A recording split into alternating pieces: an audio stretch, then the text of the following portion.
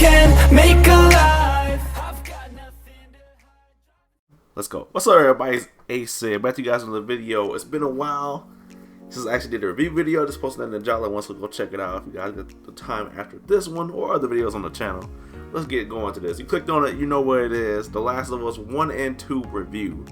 Now, to be fair, I just beat The Last of Us 2 like I was recording this video today, so I'm hyped for it still, and I wanted to get my thoughts fresh out there. But let's talk about The Last of Us 1. I didn't really get The Last of Us 1 a chance when it first initially released. My friend kept telling me, you know what, you need to actually go and play this game before you buy 2. So I saw a trailer for 2 not too long ago as well, and I was like, you know what, it looks pretty decent. I want to give you my honest thoughts about Last of Us 1. Is it as good as everyone says? Let's talk about it.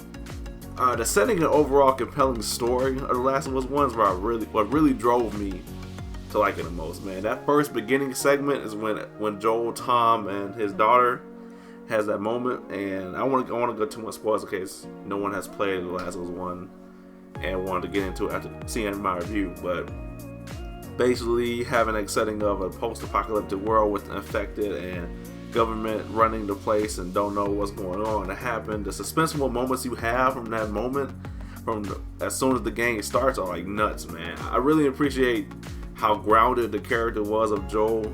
It's been told that he did some crazy things, but you know what? You gotta survive out here, and I really didn't mind letting people let him. Okay, like he's not the best good guy of all, but he has to do what he has to do to survive. Same thing with his brother. When Ellie finally gets introduced, this little girl that you basically smuggle around the world to basically find a cure, because she's like the non-infected one. Trying to go too much spoilers of it, but her relationship with Joel was where I really liked the most. It reminded me of a little bit of like Elizabeth and Booker from Bioshock Infinite, just like the little sisters and stuff like that. That dynamic duo you have, that she's not annoying as a side character. She's really funny, likes to crack jokes, and it's actually cool going through different places around the world to travel with her. Whether you're getting hunted down, you're fighting infected, she gets hurt, Joel gets hurt, either one gets captured, stuff like that really brings those two together. And you meet other side characters to the game too that really brings the game to life. I really liked some characters like Henry and friends of Joel, like Billy, I think his name was, that was really cool. Those are like what bring the dynamic of the game together, because they are not major parts of the story, but the little minor parts of the story that they offer are really cool. They really go into detail, like side characters and everything. I like that part about The Last of Us 1. That was really good. Now, I like another thing about it was the clear focus you have. Like, you really need to.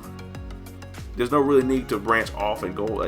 Sure, you go off and like search for items and stuff, but you don't really need to branch off and go and do side quests and like that. I like that part of the game. Sometimes side quest introduction to the game like this will be kind of confusing, and we really want that. We want to know Joel has his job to do. His job is to escort Ellie to the Fireflies base, which is like kind of like a military or like terrorist group. It depends on how you view your thoughts on the game on a certain group of people, but basically his job was to escort her to this hospital or like this Fireflies base to basically create a cure, a vaccine from her. You know what I mean? And throughout the game, you go through all these types of environments and zombies are chasing you and everything. But let's talk about the gameplay though. Let's talk about the gameplay of this. I really like this. It's easy to pick up. It's kind of a third-person shooter with different type of weapon variety, like shotguns, pistols, and arrows and stuff like that. But you also get like stuff you can craft, such as knives, shivs, bombs you can make, and it really lets you tackle different situations of stuff like some of the affected can't be hit by certain objects and stuff. Like the clickers can't be really close quarter combat fighting. You have to either find a weapon or shoot them at long range and stuff. But you can easily go about a mission maybe to avoid just zombies all in general. Like you want to play aggressive, passive type deal. Now, when you fight groups such as like the hunters, like humans hunting you to do some stuff, nah, you can't really do it. You gotta wipe them people out, man.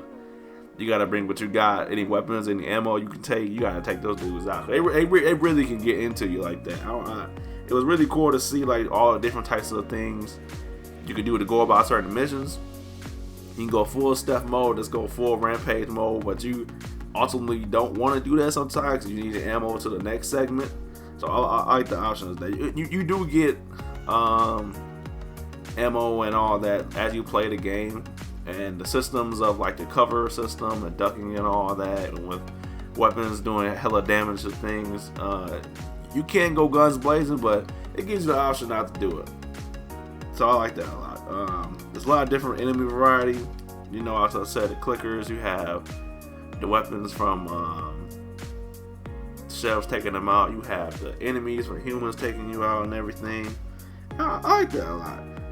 The side characters, like I said, really made up the game for me, such as Tommy, Billy, Henry, Sam, and even like you can consider like even the main villains of the game. Well, they weren't really main. It depends how you see, because Fireflies were really like not the main villains, and Joel wasn't really the main villain, but it was grounded to the story. Well, you have that father-daughter type bond, and you travel the world with Ellie to find out like just who you are as a person with Joel. I really appreciate that as a game. It wasn't as groundbreaking as everyone said or claimed it had to be. I wouldn't go that far into it, but you know what? I really did enjoy it. The Last of Us 2, which not Last of Us 2, Last of Us 1. Between this gameplay, the story, and fairly simple to pick up, but yet very entertaining. It was like watching a movie. The setup, you just play it straight through. There really were no boring parts to it. It was really hyped toward the beginning and end, and I really say it was a damn good game. I will definitely give it like a 4.5 out of 5. Let's get that rating as that. Now moving on, you guys should know it's time to talk about this Last of Us 2. Let's talk about that. Now, without trying to go into too many spoilers about The Last of Us 2, because oh man, this game has a lot of up and downs about it. Off the back, I'm gonna tell you I did like it though. Off the back, let's go about that. But it picks off a little bit after, well, like a long time after the first one left. But basically, if you didn't play the first one, Joel and Ellie kind of settled down with his brother Tommy at Jacksonville. Jacksonville is a place where a lot of other survivors has come, and they basically formed their own kind of community there. I really enjoy basically how people would actually come up into a world of zombie apocalypse. If people actually work together, get some stuff done, and don't try to fight with each other, and really make something out of what they can basically pull up out of the zombie world. There's not much you can actually do if you think about it by yourself, but as together, as a people, as a group, you can do a lot between the bars and people hanging out and fuels efficiency with electricity and all that. I don't want to go too much detail, but you gotta see Jackson as it is. When you see it before from the first one, it's really like a really major upgrade. Another thing I like, let's talk about this Joel and Ellie relationship, because I'm not going too much, but you get to see a lot of what happened after the first one compared to the second one. There's in between moments that they share like flashbacks of how Ellie kind of disowned Joel as her father figure / now. Like, not really disowned, but she didn't really feel like she needed him around her while she can take care of herself after what she think Joel might have lied to her about the first game events. But I don't know, that was weird to me, because she really relied on Joel in the first one, and then you having this dynamic of her not liking Joel in the second one to straight off the back. I'm like, oh, that was kind of iffy to me. But they basically told you the reasons why and her reasons behind not liking Joel in the first. So she made up for it like towards the end though. She made up for it, and as predictions for like the introduction as like the other characters and stuff, like Abby, the wolves, and Scars, and all of that. Like, I'm not trying to go in detail about what it to pick up the game, but they really have their own backstories too. Like Last of Us 2 really focused on stories of different type of characters and different perspectives they can go about with. Because in the first one, your perspective mainly is what Joel's going through, kind of what Ellie's going through too, but what Joel's going through to get to his moment in time. This one is more, okay, you have Ellie, another playable character, you have Abby. What is their two sides of the coin? You know what I mean? So to talk about that, let's talk about what's next coming up on my list. The gameplay. They actually upgraded some of the mechanics of the gameplay. More crafting items can be made now, like between different types of arrows, different types of like training manuals that give you like different type of upgrades and stuff like that. Different weapons, which is really fun. Like man, Abby has this It's like machine guns, it's like assault rifle, which I think I really like. Ellie has these trip mine bombs that she can use, an impact grenade and stuff like that. When you play between the both of them and have like their point of views of the story, it's really cool because they play different types of gameplay. While it's the same type of gameplay though. I don't want to confuse anybody with that, but it's the same gameplay wise. But the different weapons you get from the characters and different type of crafting materials you can use are really cool. And it really splits into like their own type of game. Basically, you're playing two different games in one. They're really cool. The new characters, like I said, Ellie and like the wolves and all of them. I was a little iffy to talk about it, but I need to talk about this because there's a lot of controversy with Ellie.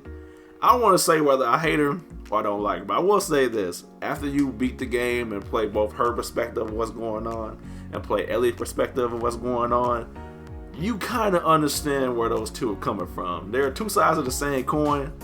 At the end of the day, I kind of figured out the story as being revenge is revenge. At the end of the day, whatever comes from it, whether good or bad, you live with that as your in-game decision, and for what your point of view is of it, it will make or break the game for you. Like halfway, I know, not even halfway through, like the first quarter of the game, people put the game down. I'm not even gonna lie, I was gonna put the game down. I definitely was, but I didn't. I stuck on to it to see what was going on.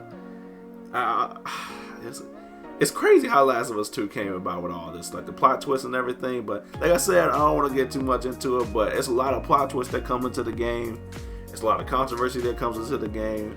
But when you add the gameplay elements and what the story can bring in the game, and what players can experience through it, I think you guys enjoy it. There's also a new enemy variety with the bloaters that split out like acid or something to you.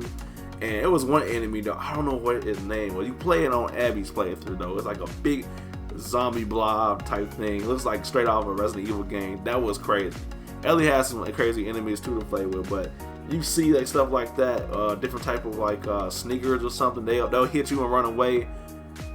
And it's weird that they're infected though. They're infected. A lot of new infected enemies came up, but the ones that are deadly most is like the humans, different types of groups you got to go fight with between the scars and everything. And they don't act dumb like some of these other NPCs of the other games, man. They see you move once, they're alert. They're alerting the whole base. You got to go guns blazing or just restart the encounter. That's all I can say. Tell you guys, restart the encounter or guns blazing.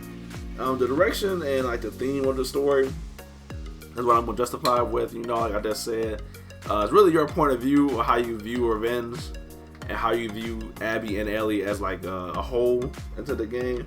Whether they were basically the role models we needed into coming into like being like the main character and everything. Whether this starts off something like a new trend with more female leads into the game. I don't know what this is gonna actually bring up, but I do know that it wasn't really a good addition to the story of The Last of Us. Will it be a Last of Us 3? I don't know, but if you were really picking up and really thinking about playing The Last of Us 1 and 2 together, like I say, really, I'll say go ahead and do it. Between the gameplay is easy to pick up, the storylines, the story-driven like content you get is really good. The character dynamics are really good too. Side characters really bringing more into the story, and they offer a lot of like I don't really say their point of view on how things is going on, but they give you shit in case stuff doesn't go right. But overall, I'm gonna tell you guys my final score of Last of Us 2 as well. I'm gonna give it a 4.5 out of 5. We'll give it a 5 out of 5. So I actually did like it more than The Last of Us 1 now that I played through and sat through it. But I'm gonna give it the same score just to give it the benefit of the doubt. And subscribe to the channel for more content. Pretty soon I'll upload more stuff like I always say. Can't really make promises, but you know what it is. Well, this is Asale, signing out.